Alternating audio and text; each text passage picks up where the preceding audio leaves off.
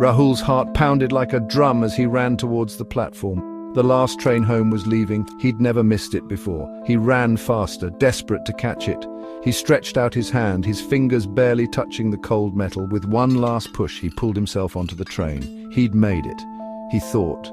The train car was strangely empty. It was quiet, too quiet, a scary silence. A shiver went down his spine. He was alone, totally alone. He felt like someone was watching him from the shadows. He turned around, but there was nothing there. He sat down, but the soft seat felt cold. The train rumbled along the tracks, but the rhythmic sound didn't break the creepy silence. The windows were dark, reflecting his scared face. He felt a cold touch like a ghost and shivered again. He knew it now. He wasn't alone.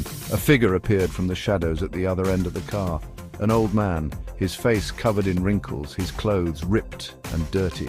He stared at Rahul, his eyes burning into him. "Lost, are you?" the old man croaked, his voice a dry whisper. Rahul tried to talk, but he couldn't. He just nodded his head, shaking. The old man chuckled, a dry, crackling sound.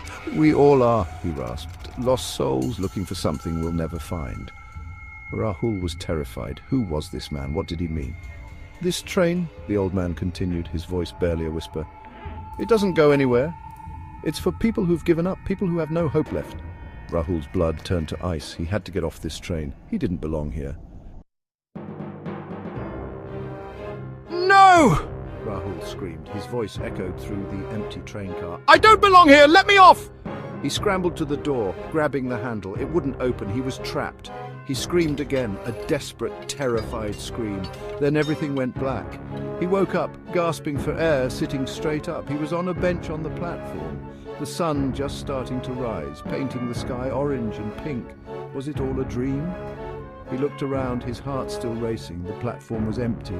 But the fear he felt, the old man's words still in his head, told him it wasn't a dream. He had looked into the darkness, and the darkness had looked back.